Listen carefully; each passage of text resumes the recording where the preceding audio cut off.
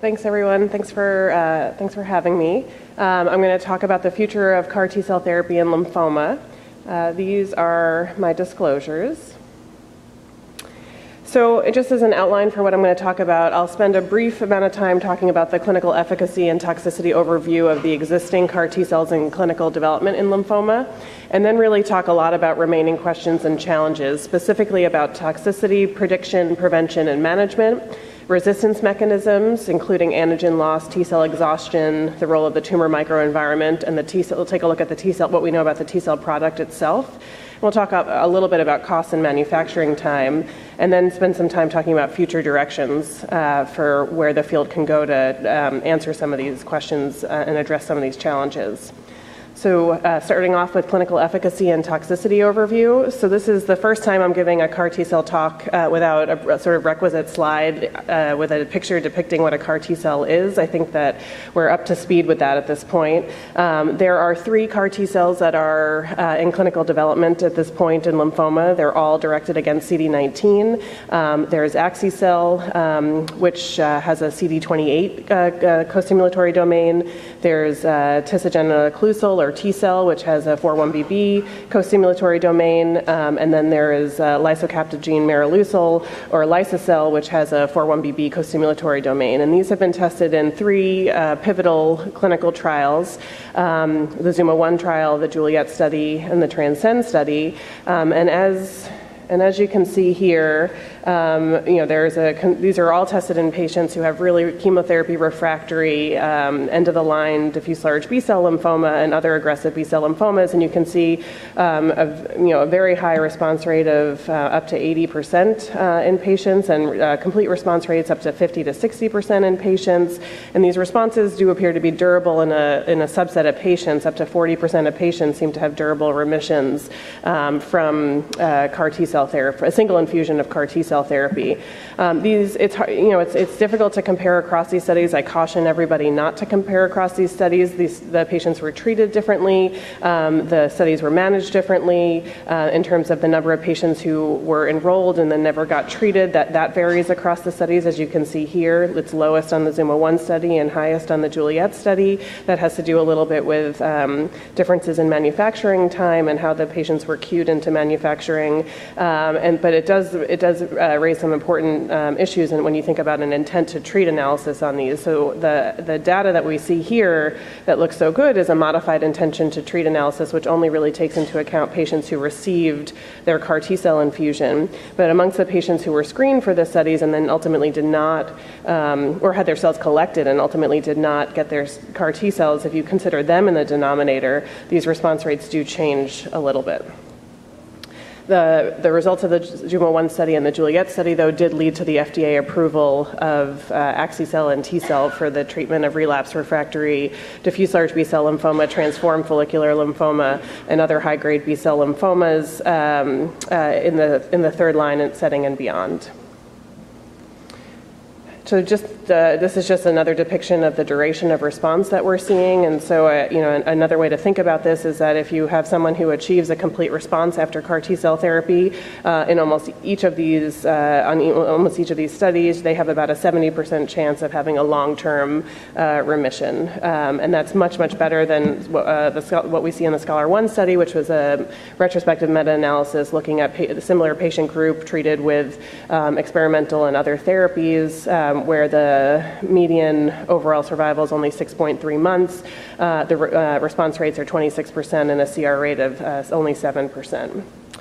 So what about toxicity following these CD19 CAR T-cells and diffuse large B-cell lymphoma? So the 2 main toxicities we worry about are cytokine release syndrome and neurotoxicity. So cytokine release syndrome is the result of activation and expansion of these T-cells upon reinfusion, leading to increased levels of cytokines like IL-6, IL-15, and interferon gamma. The onset is usually around day 1 to 3 after CAR T-cell infusion, although it does differ with the different products and maybe a little bit on the later side with the 4-1BB products, and tends to last about 3 to 5 days. Neurotoxicity is a little bit less well understood, although we'll talk a little bit about what we know about the mechanisms of neurotoxicity. There is evidence of endothelial activation and blood-brain barrier breakdown In these patients, we see both CAR-positive T cells and CAR-negative T cells in the CSF of these patients. And we also see higher levels of pro-inflammatory cytokines in the CSF compared to the blood. And interestingly, in some of the animal models, it does look like some of these cytokines are coming from myeloid cells rather than the lymphocytes. The onset of neurotoxicity tends to be a little bit later than cytokine release syndrome, so this usually happens on the tail end of CRS, and it's about 5 to 7 days after the CAR T cell infusion, and can last, its duration's more variable, but in general lasts about 5 to 10 days. And usually it's reversible, except in the very rare and extreme cases of fatal cerebral edema. And because these CAR T cells are targeting CD19, they are indiscriminate and also target healthy B cells. So B cell aplasia is another side effect that's unique to CD19 CAR T cells.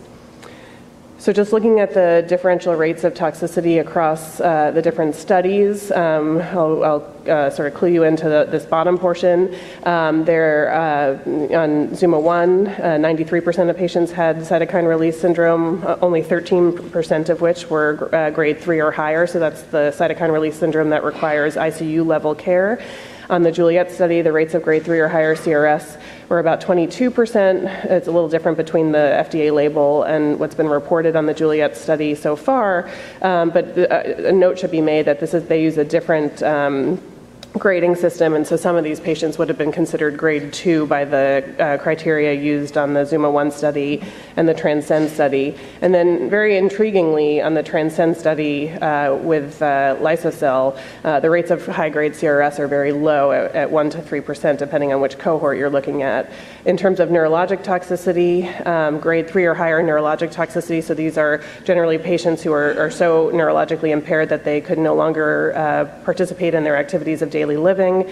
About a third of patients on the ZUMA-1 study experienced grade 3 neurotoxicity, where it was pretty similar across the Juliet and Transcend studies in the 10 to 20% range. So what do we know about neurotoxicity? We know a little bit from the clinical trials and a little bit from some new animal models that were recently published. So in terms of clinical associations, there is an association between risk of neurotoxicity and disease burden. So patients with a higher disease burden have worse neurotoxicity. They also have higher peak levels of CAR T cells, as well as peak cytokines, and a number of cytokines are listed here that have been significantly increased in patients who have high-grade neurotoxicity. Patients who have early and high-grade CRS are at increased risk of developing neurotoxicity, and there is an association between laboratory markers of disseminated intravascular coagulopathy rather. In terms of pathologic associations, so some of this comes from serum studies and serum biomarker studies and CSF biomarker studies. Unfortunately, some of this comes from actual autopsy material for patients who have passed away from cerebral edema, and some comes from animal models. But there does appear to be some impaired vascular and blood-brain barrier integrity. I've mentioned that we see these high levels of CSF cytokines. We see both CAR-positive and CAR-negative T cells in the CSF. The group from Memorial had recently showed that there are high excitatory neurotransmitter levels within the CSF of patients who have high-grade neurotoxicity, including glutamate. And as I said, unfortunately, some patients have passed away from this. And on autopsy, there's evidence of microthrombi and hemorrhage, endothelial activation, and diffuse gliosis. There are 3 animal models that were recently published. One was a mouse leukemia PDX that was treated with a CD19 CAR. And here they showed that IL-1 and IL-6 are really important for the development of CRS and neurotoxicity. And I star IL-1 here because that seems to be more important for the development of neurologic toxicity. And only blocking IL-1 activity seemed to abrogate neurotoxicity. And in this study, after an elegant series of experiments, they were able to show that it's the monocytes that were the source of IL-1 and IL-6, not the lymphocytes themselves. And then there was a recently published non-human primate model of neurotoxicity. This was a non-disease rhesus monkey model. The monkeys were treated with a CD20 CAR because rhesus monkeys don't have CD19 on their B cells. And in this model, they were able to show both CAR-positive and CAR-negative T cells in the CSF, elevated inflammatory cytokines in the CSF out of proportion to what was seen in the blood, included IL-6, IL-2, GM-CSF, and VEGF. On necroscopy, they did see widespread parenchymal CAR-positive and CAR-negative T cells within the brain. And interestingly, they saw increased expression of VLA4, a trafficking molecule, on CAR-positive T cells in these monkeys, suggesting that actually trafficking of the T cells into the CSF is an important mechanism of neurotoxicity. So in terms of what we don't know, that's what we know about toxicity in CAR T cells. What don't we know? We really don't know how to predict, prevent, or manage neurotoxicity. So if we think about it, we've gone over a number of baseline host factors that we know are associated with neurologic toxicity. We've talked a little bit about sort of the pharmacokinetics of the CAR T cell response. And I think if we can if we can study this in a large cohort of patients, we might be able to put together a risk assessment for patients who are at risk for developing grade 3 or higher neurotoxicity, and then maybe think about prophylactic strategies, because my concern is that if we start treating at this point, where we already see the neurotoxicity pathology in the CSF and in the brain, we may be too late. So a treatment strategy may not be the best strategy, but a preventive strategy may be better. In addition to just dealing with the CARs that we already have and how to manage their toxicity, the question is, can CARs be built to be safer and, as a caveat to that, also more effective? And so there are a variety of engineering technologies that are in development that are hypothesized to lead to a more natural and controlled level of T cell activation, and so could be safer and potentially more potent. So these include switch-mediated CAR T cells, Boolean-gated CAR T cells. So these are CAR T cells that have a receptor for a tumor antigen, and only on binding to that tumor antigen does it turn on expression of the CAR T cell, and then only on binding of, and the CAR T cell is directed towards a second antigen, and so only on dual antigen engagement with the CAR T cell be turned on. There are mechanisms to actually more elegantly place the CAR T cell gene product within the T cell genome, so using CRISPR to put this in the TAC locus of the T cell so that the CAR T cell is expressed in the same to the same degree that a TCR would normally be expressed. And then there's another generation of CAR T cells called T cell antigen coupler or TAC T cells that are in development, and I depicted them over here. This is a CAR T cell that has the same idea that they have a receptor that's binding to a tumor antigen, but it also has takes advantage of interaction between a co-stimulatory domain and the T cell receptor itself. So it actually needs 3 different interactions to turn the T cell on, and then the signaling would end up being more closely aligned with what the normal signaling is through the T cell receptor. So all of these constructs really require multiple cell-cell interactions to strengthen the immunologic synapse and improve the specificity and decrease tonic signaling. And the hope is that this may lead to safer CAR T cells, but these are in preclinical development and should enter clinical trials in the coming months. So what about mechanisms of resistance? So I showed you the response curves before where 50% of patients will have a CR and 40% of patients will have durable remissions, but what about the other 60% of patients who either don't respond or who relapse? So what do we know about why those patients don't respond? So in terms of just exhaustion of the T cell, we know that CAR T cells upregulate PD-1 and other immunomodulatory molecules upon activation. And in animal models, we know that PD-L1 upregulation within the tumor microenvironment can inhibit CAR T cell function, and that this can be abrogated with PD-1 blockade. There is this, Steve Schuster's group at Penn published this case study of a patient with primary mediastinal large B-cell lymphoma who relapsed after CD19 CAR T cell therapy and then was treated in relapse with pembrolizumab, the PD-1 inhibitor, and although we don't, and had a wonderful response.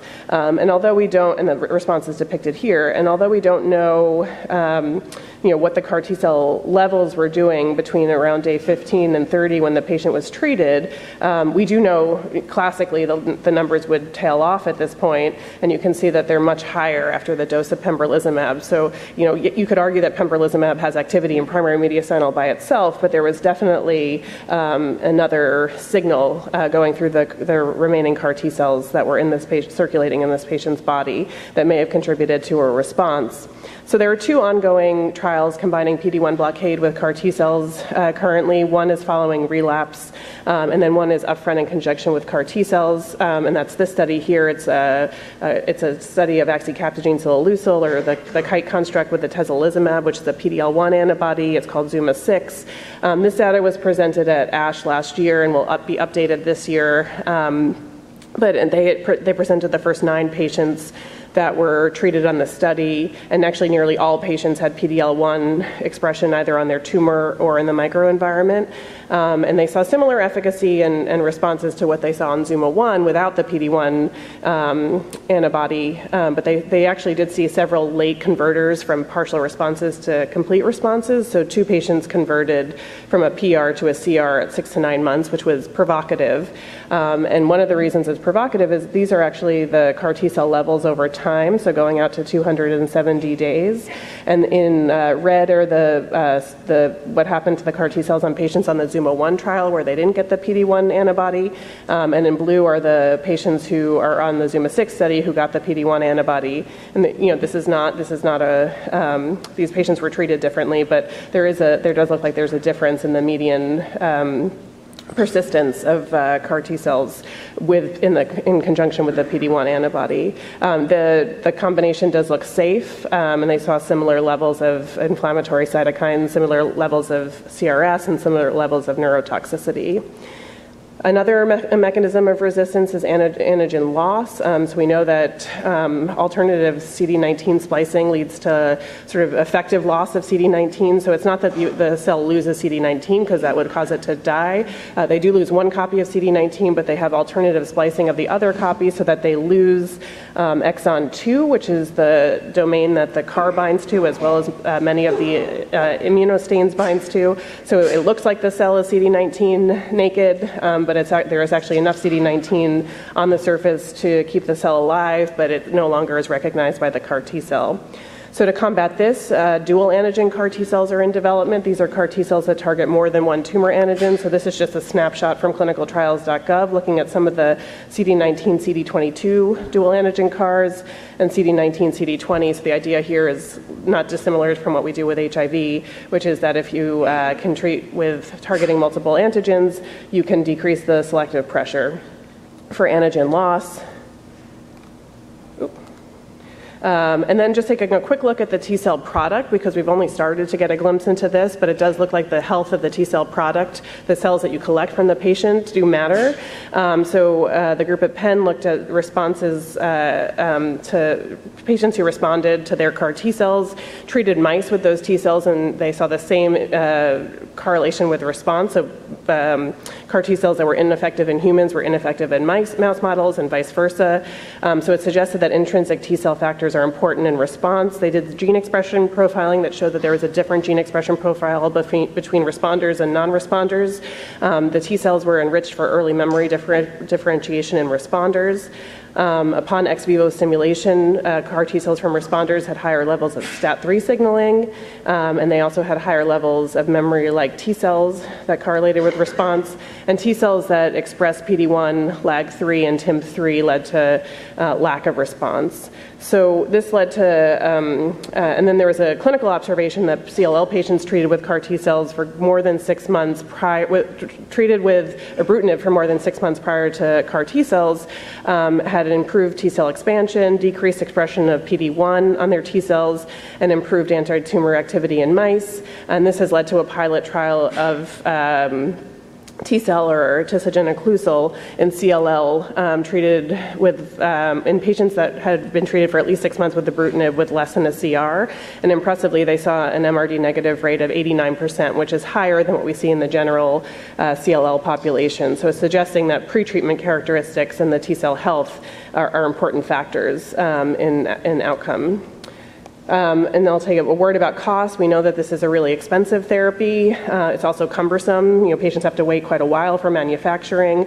There are some cost-effectiveness studies that, this is not my area of expertise, but that I'm told suggest that these are potentially cost-effective strategies given sort of a expected level of efficacy. But ways that we can combat maybe cost as well as manufacturing inefficiencies is moving towards allogeneic off-the-shelf CAR T cells, where we use donor CAR T cells We edit them so that we edit out the TCR locus to eliminate the risk of GVHD and edit in the CAR T cell. And this way you can make large quantities of CAR T cells from a single donor product, and then you can have the CAR T cells on demand for patients who need them. And one of the other, I'm running out of time, but one of the other things that I think is really intriguing is a paper that came out in, not that I read this all that often, but Nature Nanotechnology in 2017 that looked at using actually nanoparticles to carry the actual CAR DNA into and you inject the nanoparticles with the CAR DNA into the patient. The nanoparticles have a CD3 antibody bound to its surface, so you actually are targeting CD3 T cells. So you're actually making in vivo CAR T cells, which is really fascinating to me, and it would be an infusion like a drug, which is amazing. So just in summary, in terms of the future of CAR T cells in lymphoma, a lot to learn about toxicity management, making safer CARs, using prophylactic strategies to manage patients at risk for CRS and for neurologic toxicity, and trying to better understand what are the key cytokines that we may be able to inhibit in these toxicities. In terms of overcoming resistance, we talked about antigen loss and the role that bivalent or dual antigen CAR T cells may have to overcome that. We talked about the role of T cell exhaustion, and we talked about the combination trials of CAR T cells plus immune checkpoint blockade inhibitors and other immunomodulatory agents. There are also people are looking into further editing CAR T cells to edit out the PD-1 locus so that they may decrease their level of exhaustion. And then we talked about some of the uniquely engineered CAR T cells that avoid tonic signaling, like the TAC T cells. We talked a little bit about the T cell product and how we can start thinking about how to improve T cell health in our patients. And we talked about ways that we can overcome issues of cost and manufacturing inefficiencies. And then the last thing I'll just say is expanding indications. So we're looking at CD19 CAR T cells in other types of lymphomas. So there are trials in mantle cell lymphoma, in follicular lymphoma, and other indolent lymphomas, as well as in CLL. There are CD30 CAR T cells in development for Hodgkin lymphoma and T cell lymphomas. And then CD37 CAR T cells are entering clinical trials for B and T cell lymphomas. With that, I went over a little bit, but that's it.